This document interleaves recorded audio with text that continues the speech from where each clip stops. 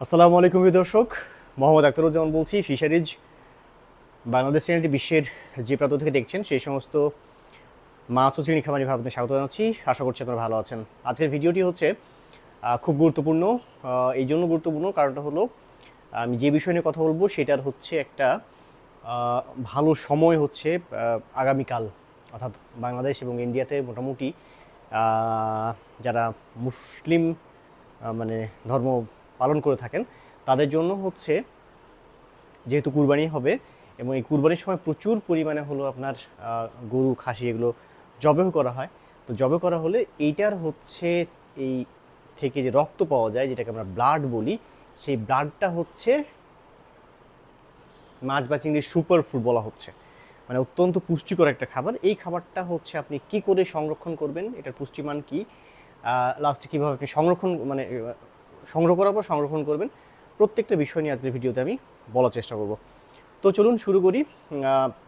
Blood মিল বা আসলে যে ব্লাডটার কথা বলছি আমরা, এই ব্লাডটা হচ্ছে মানে কেন সুপারফুড? সুপারফুড বলতে তো আপনারা বুঝেন যে যে খাবারটা হচ্ছে পুষ্টির বা মানে পুষ্টি বা এই সংক্রান্ত বিষয়গুলো হচ্ছে সর্বোচ্চ প্রাপ্যতা থাকে আসলে, সেটাকে আমরা সুপারফুড বলছি পুষ্টির দিক থেকে।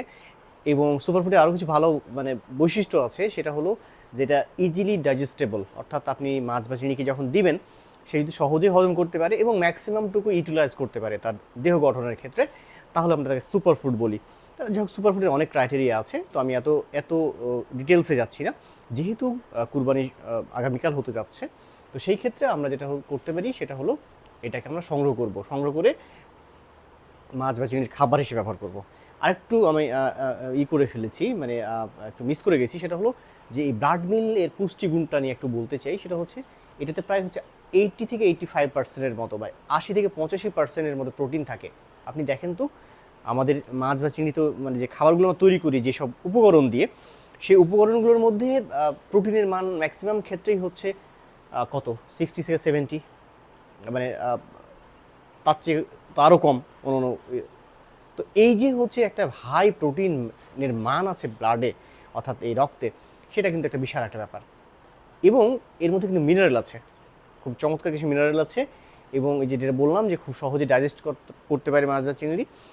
আর হচ্ছে এর মধ্যে আরও বেশ কিছু উপাদান আছে, আয়রন আছে। আয়রনটা হচ্ছে খুব গুরুত্বপূর্ণ একটা আয়রন আছে, যেটা হচ্ছে আপনার মানে মাছ বা চিংড়ির বেশ কাজে লাগে। নাইট্রোজেনও আছে এর মধ্যে।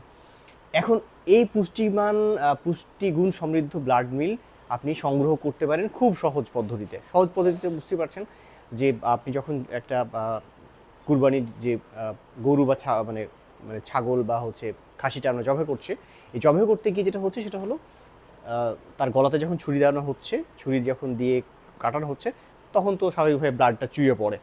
তো আপনি সেই জায়গাতেই হচ্ছে একটা পলি ব্যাগ দিয়ে দিন, একটা বড় পলি ব্যাগ দিয়ে সেই ব্লাডটা মানে আপনি সেখান থেকে সংগ্রহ করুন, সংগ্রহ করুন। সেইটা হচ্ছে আপনি ব্যবহার করতে পারবেন সহজেই, কি বলে হচ্ছে মাছ বা চিংড়ির জন্য। এখন স্বাভাবিকভাবেই বুঝতে পারছেন এটা একটা প্রাণীজ উপাদান, তো এটা তো সংরক্ষণ করতেই হবে, কারণ এটা তো গন্ধ হয়ে যাবে বা নষ্ট হয়ে যাবে, পুষ্টিমানটা নষ্ট হয়ে যাবে। তো এখন যেটা হয় সেটা হলো যে আমাদের প্রত্যেকটা খামারি অর্থাৎ যারা মাছ চাষ করছেন প্রত্যেকের বাসায় হচ্ছে ফ্রিজ আছে। সো এই ফ্রিজের হচ্ছে একটা ডিপ ফ্রিজ থাকে। আপনি এটাকে সরাসরি সংগ্রহ করে আপনি এটাকে ডিপ ফ্রিজে সংরক্ষণ করুন। কিংবা আপনি যদি অনেক বড় খামারি হন, আপনার যদি প্ল্যান থাকে যে হচ্ছে আপনি অনেক কিছু অনেক ব্লাড সংগ্রহ করতে চান, আপনি আপনার এলাকায় সবাইকে বলে দিন বা আপনি লোকজনভাবে মানে রেডি রাখেন যেন হচ্ছে তারা ব্লাড মিলটা সংগ্রহ করতে পারে। অর্থাৎ সংগ্রহ করে আপনি একটা বড় হচ্ছে ডিপ ফ্রিজের মধ্যে সেটা সংরক্ষণ করেন। এটা আপনার অনেক কিন্তু খাবারের খরচ বাঁচাতে সাহায্য করবে। তো আমার কাছে মনে হলো যে এই মেসেজটা আপনাদের কাছে দেওয়া দরকার, যেহেতু আগামীকাল কুরবানি ঈদ হতে যাচ্ছে। সো এই ব্লাডটা সংগ্রহ করে আপনি সেটাকে সরাসরি ডিপ ফ্রিজে সংরক্ষণ করে পরবর্তীতে হচ্ছে আপনি এটা খাবারের সাথে ব্যবহার করবেন। আরেকটা কথা বলতে চাচ্ছি আমি, এই ভিডিওর আজকে যে ভিডিও সেই ভিডিওর ডেসক্রিপশন বক্সে আমি হচ্ছে আরও দুইটা আমি ভিডিওর লিঙ্ক দিয়ে রাখবো, যেখানে হচ্ছে ব্লাড মিল এর আরও কিছু আমি কথা লিখেছি, কী করে কতটা কী খাবারের সাথে মিক্স করতে হবে। টোটাল 3টা ভিডিও আপনি যদি হচ্ছে মানে ভালো মতো দেখেন, তাহলে এই ব্লাড মিল নিয়ে আপনার একটা ভালো ধারণা তৈরি হবে। তার চেয়ে বড় কথা হচ্ছে যেহেতু আগামীকাল মানে কুরবানি হতে যাচ্ছে, আপনারা এই ব্লাড মিলটা সংগ্রহ করুন। আশা করছি ভিডিওটি আপনাদের কাজে লাগবে। বেশি বেশি শেয়ার করুন ওই সমস্ত খামারি ভাইদের কাছে যাদের কাছে এগুলো তারা উপকৃত হবেন। ভালো থাকবেন, দেখা হবে অন্য কোনো দিন অন্য কোনো ভিডিও নিয়ে। সে পর্যন্ত আল্লাহ হাফেজ।